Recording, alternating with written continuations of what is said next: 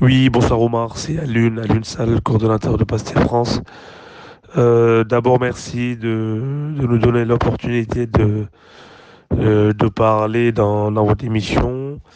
Donc, pour répondre à la première question, je me permets juste de faire un petit rappel quant à la jeunesse de Pastel France, qui a été créée en août 2016. Nous avons participé à nos premières échéances électorales en juillet 2017 lors des législatives, donc en moins d'un an.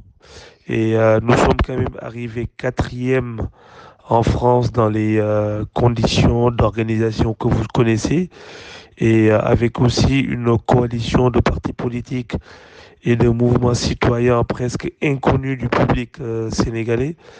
Aujourd'hui, Pastef France a changé de visage car nous comptons près de 2000 membres identifiables et répartis dans les 13 régions françaises, sans compter les milliers de sympathisants qui nous rejoignent tous les jours. Et ça, je pense que vous en êtes témoin tout récemment lors du meeting historique que nous avons organisé et qui nous a permis de remplir une salle de 5000 personnes. Donc avec tous ces éléments-là, oui, je pense que nous avons bon espoir de pouvoir gagner les élections en France si cela se déroule correctement. Oui, Oumar, la candidature de PASTEF a bien été validée par le Conseil constitutionnel ce vendredi. En ce qui concerne les parrainages, en tout cas, et je profite de l'occasion que vous me donnez pour féliciter pardon, toutes les personnes qui ont eu à travailler pour la réussite de ce projet. Je remercie aussi tout particulièrement toutes les personnes qui nous ont fait confiance en nous accordant leur signature. Et vous savez, cette loi sur le parrainage constitue quand même l'une des plus grosses arnaques que le Sénégal ait eu à subir, si ce n'est la plus grosse d'ailleurs. Et la lecture que j'en fais est très simple et je pense que le constat est généralisé. Parce que il faut avoir le courage quand même de reconnaître que le parrainage a été initié non pas pour lutter contre l'inflation de candidatures à l'élection présidentielle comme ils nous l'ont vendu au début. Ils ont essayé de nous le vendre en tout cas, mais pour empêcher la participation de certains candidats, de certains courants politiques qui sont défavorables au régime de Macky Sall.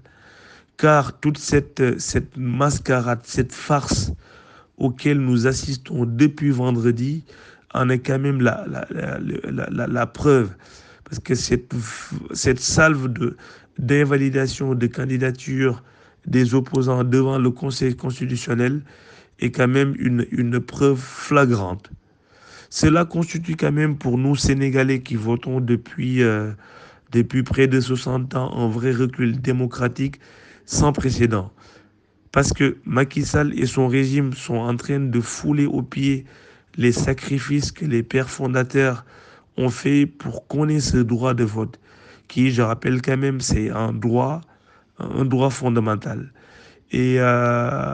Pour aujourd'hui, par rapport à la lecture de ce qui sort depuis vendredi, en tout cas de certains motifs qui sont collés aux partis ou aux courants politiques qui ont été recalés, à savoir ce qui a été le plus cocasse quand même, le motif comme quoi que certains électeurs qui détiennent des cartes CDAO ne figurent pas sur le fichier électoral, ça pose quand même une question fondamentale auquel le Conseil constitutionnel en tout cas, doit répondre aux Sénégalais assez rapidement.